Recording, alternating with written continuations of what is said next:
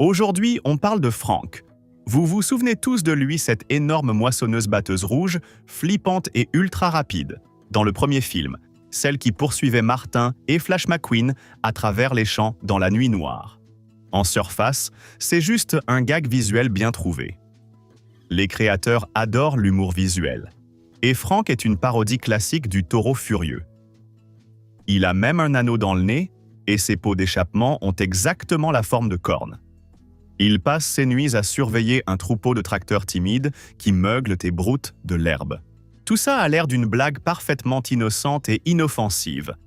C'est exactement ce qu'on est censé croire. Mais dans cet univers cinématographique, rien n'est jamais totalement innocent. Derrière la peinture brillante et nostalgique de Radiator Springs se cache une toute autre réalité.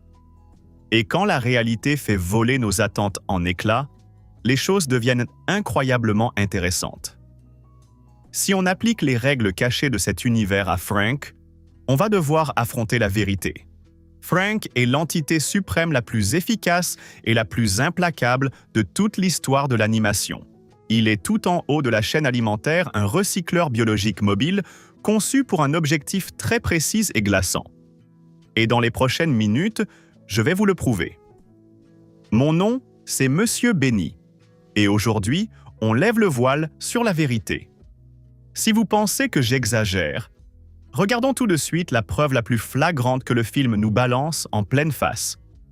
Souvenez-vous du cauchemar de Flash McQueen. Dans cette séquence de rêve, McQueen voit une course où Frank débarque soudainement sur la piste. Et qu'est-ce qu'il fait, ce gentil fermier du coin? Il utilise ses énormes lames rotatives frontales pour littéralement démonter Chick Hicks, lui arracher le châssis pièce par pièce. Dans notre monde, les rêves reposent sur les règles inconscientes de la réalité. Vous rêvez de tomber parce que la gravité existe. McQueen rêve qu'une moissonneuse démantèle une voiture, parce que, dans sa réalité, les moissonneuses sont physiquement capables de faire exactement ça. Ces énormes lames qui tournent ne servent pas juste à récolter du blé. Elles sont conçues pour le métal et pour tout ce qui se cache en dessous. Pour vraiment comprendre Frank, il faut se poser une question qui fait complètement bugger la logique de cet univers entier. Pourquoi est-ce qu'un monde peuplé uniquement de machines a besoin d'agriculture? Tout au long du film, on voit des champs à perte de vue, des rangées bien alignées de maïs, des énormes bottes de foin. On voit même les tracteurs, qui sont basés sur de vrais modèles vintage, en train de brouter dans ces pâturages, avalant des quantités monstrueuses de matière végétale. Mais attendez une seconde. Il n'y a pas d'humain. Il n'y a aucun animal biologique traditionnel à l'horizon. Alors, à qui exactement on donne tout ce grain? Les voitures boivent du carburant. Elles ne peuvent pas digérer du pain. Alors, à quoi servent ces fermes gigantesques? La réponse est enfouie dans la suite du film, et elle change absolument tout sur notre façon de voir Frank. Toute l'intrigue du deuxième film tourne autour d'un carburant alternatif, écologique et organique appelé l'alanol. Mais même avant ça, il y avait Fillmore, le minibus local qui passait des années à brasser son propre biocarburant organique. Dans un univers où il n'y a pas de fossiles anciens à transformer en pétrole brut, créer du carburant organique est une question de survie absolue. Ces machines ne cultivent pas des champs pour faire des gâteaux. Elles les cultivent pour la production industrielle massive de bioéthanol et de pâtes nutritives organiques. Cette pâte, c'est ce qui alimente le noyau biologique caché à l'intérieur de leur exosquelette mécanique. Et c'est là que l'histoire devient encore plus tordue. C'est profondément flippant. Regardons à nouveau ces tracteurs. Les créateurs nous disent directement que les tracteurs jouent dans le rôle des vaches. Ils s'effrénent facilement, ils se déplacent en troupeau et ils broutent toute la journée. Dans notre réalité, l'humanité élève du bétail dans un but très précis. On consomme ce qu'ils produisent. Si les tracteurs sont le bétail de cet univers, qu'est-ce que les voitures d'élite en retirent exactement? Comme on l'a vu, il y a un cycle caché, bien plus sombre, en jeu ici. Ces tracteurs sont une caste biologique dégradée. Ils passent toute leur existence à consommer de la biomasse végétale, à la transformer dans leur bloc moteur et à accumuler des huiles organiques et une masse extrêmement précieuse. Ils sont littéralement élevés comme du bétail. Et quand la récolte est prête, il n'y a qu'une seule entité conçue pour la ramasser. Là, vous êtes peut-être en train de vous dire « Monsieur Benny, c'est juste une théorie très créative. Frank est juste un fermier ronchon et surdimensionné qui protège sa pelouse. » Mais la bonne nouvelle, c'est qu'il y a une vraie réponse. Et j'ai les documents officiels qui prouvent exactement le contraire. Si on fouille dans les encyclopédies officielles comme Meet the Cars ou le Car Finder Guide, on trouve les vraies spécifications de Frank. Premièrement, son modèle physique est basé sur une vraie machine du monde réel, la Case IH Axial Flow 7010. Mais deuxièmement, et c'est le détail le plus crucial, officiellement, Frank est classifié comme une XXL Metro Actual Combine. Décortiquons soigneusement ce nom. XXL Metro Actual, ce n'est pas une marque d'équipement agricole de notre monde. C'est le nom d'une énorme corporation fictive dans l'univers du film. Le terme Metro Actual est une fusion directe des mots Metropolitan et Actual. Et ça change complètement la donne. Ça veut dire que Frank n'est pas un fermier solitaire et indépendant qui protège son petit lopin de terre par bonté d'âme. Il est la propriété ultra gardée d'un gigantesque monopole agro-industriel métropolitain. Frank n'est pas un fermier. C'est un drone corporatif hautement perfectionné. Sa biographie officielle indique clairement qu'il passe ses journées dans les champs à récolter, battre et nettoyer les cultures, et le reste de son temps à contrôler strictement les tracteurs. Mais en sachant maintenant que les tracteurs servent d'unité de stockage biologique, cette routine quotidienne décrit en fait un tapis roulant, infernal et ininterrompu, absolument vital pour toute l'industrie. Il est le manager ultime d'une chaîne d'approvisionnement très sombre. Ce point seul est déjà énorme, mais si vous ne le combinez pas avec le détail suivant, la vraie ampleur de ce secret vous échappe complètement. Je veux que vous regardiez la fameuse scène comique du renversement de tracteur avec des yeux totalement neufs.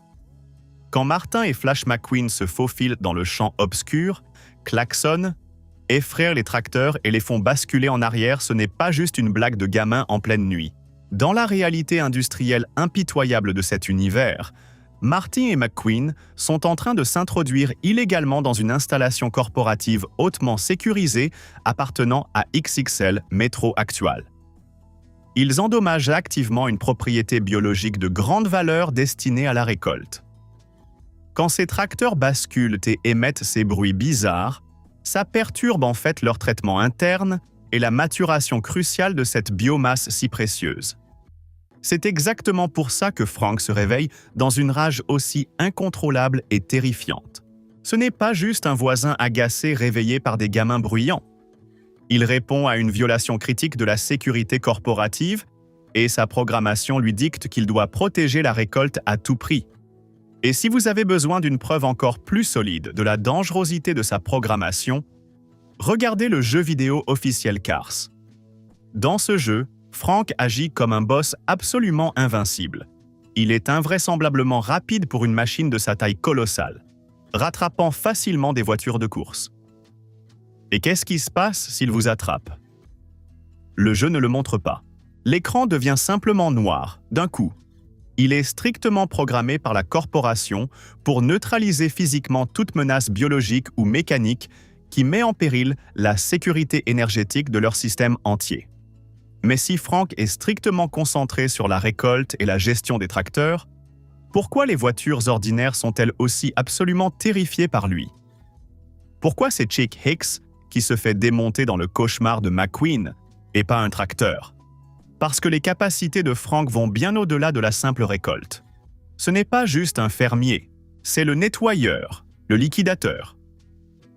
Pour comprendre toute la profondeur de ce cauchemar, il faut regarder une scène supprimée très précise datant de 2002. Cette scène a été complètement retirée du film final sur ordre direct des dirigeants du studio parce qu'elle a été jugée bien trop traumatisante pour la psychologie des enfants. La scène est officiellement connue sous le nom du cimetière des oubliés. Dans ce concept original, quand Flash McQueen se perd dans le noir en route vers Radiator Springs, il tombe sur une zone brumeuse et terrifiante au cœur de la forêt. C'est une fausse commune. Les concept arts officiels montrent un espace glaçant où des carcasses de voitures lourdement endommagées et vidées pendent littéralement aux branches d'arbres massifs. À un moment, McQueen accroche accidentellement sur son pare-choc ce qui est décrit comme un crâne de voiture Banshee. Une calandre vide avec des phares morts, sans vie. Maintenant, utilisons notre logique et réfléchissons vraiment à ça. Il n'y a qu'une seule réponse logique. Frank, quand un véhicule ordinaire est infecté par la maladie à prions, ou quand une machine subit un traumatisme physique irréparable, cette société n'offre pas de soins médicaux. Radiator Springs fait partie d'un monde brutal et impitoyable.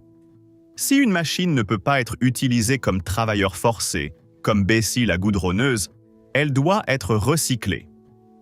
Le système ne peut pas se permettre de gaspiller des ressources.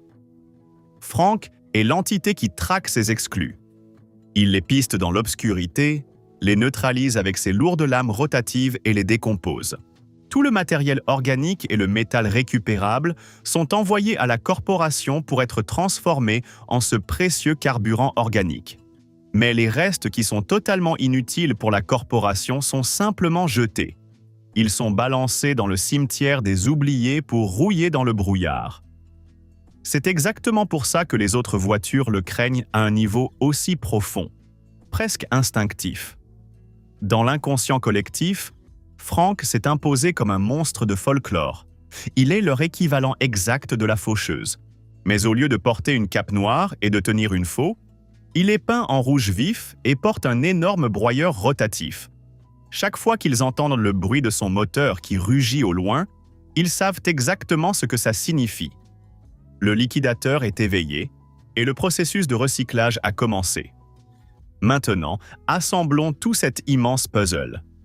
Vous avez probablement toujours cru que Radiator Springs n'était qu'une petite ville mignonne et oubliée sur la route 66.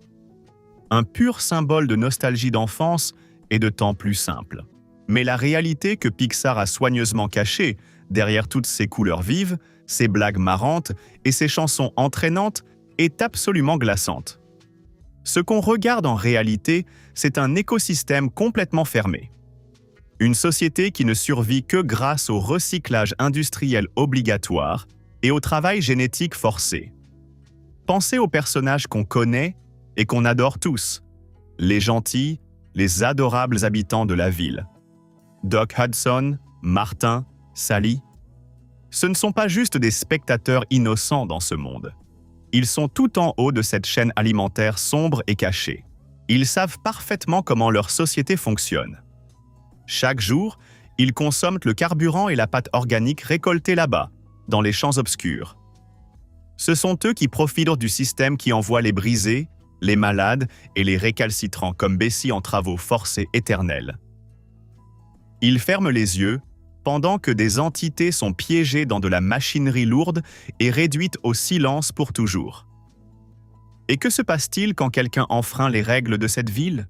Quand un étranger s'introduit? Ou quand quelqu'un menace l'approvisionnement en nourriture organique de leur société ultra efficace? Ils lâchent Frank. Frank est le golem corporatif ultime, sans aucune émotion, de XXL Metro Actual.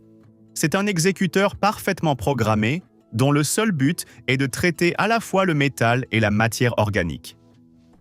Il a le pouvoir de transformer l'écosystème entier en une seule ressource unifiée et hautement précieuse. Il ne ressent pas de colère. Il ne ressent pas de pitié. Il ne ressent que la pulsion d'accomplir sa récolte désignée. Bessie était la victime ultime de ce monde mécanique, mais Frank en est le gardien implacable. Ils ont peut-être des designs complètement différents et existent dans des parties totalement différentes de la ville, mais ils sont tous les deux les symptômes du même cauchemar post-apocalyptique. Une société où la biologie est devenue prisonnière permanente de la machine, et où récolter les siens est simplement la règle de survie standard acceptée. Quand on regarde le monde de Cars à travers ce prisme précis, toute l'histoire bascule. Les courses ensoleillées, les trophées brillants et les foules en délire ne sont qu'une distraction. C'est la peinture brillante qui recouvre une réalité bien rouillée. Le vrai système tourne dans l'ombre, dans les champs sombres et brumeux, où des machines massives et silencieuses comme Frank font le sale boulot terrifiant qui permet au néon de s'allumer chaque nuit. La façade idéaliste de Radiator Springs dépend entièrement du travail constant et invisible d'une gigantesque moissonneuse rouge. Chaque fois que vous re-regardez Cars en souriant aux blagues de Martin ou en admirant la peinture fraîche de Flash McQueen, souvenez-vous exactement du châssis démantelé de qui a payé pour cette illusion paisible. Frank ne dort pas. Il est toujours là-bas, dans le noir, en train d'attendre le moment de la prochaine récolte. Si ce deep dive a complètement pulvérisé votre enfance, faites-le moi savoir en lâchant un like massif et en vous abonnant à la chaîne. Et si vous êtes arrivé jusqu'à la toute fin de cette vidéo et que votre cerveau n'a pas complètement fondu sous l'overdose de l'or, bienvenue dans les commentaires. Je lis chacun d'entre eux. Dites-moi quel personnage de cet univers je devrais poser sur la table d'analyse la prochaine fois. Ici Monsieur Benny. Prenez soin de vous. Faites très attention à quel genre de carburant vous mettez dans votre réservoir. Et on se retrouve dans la prochaine vidéo. Peace.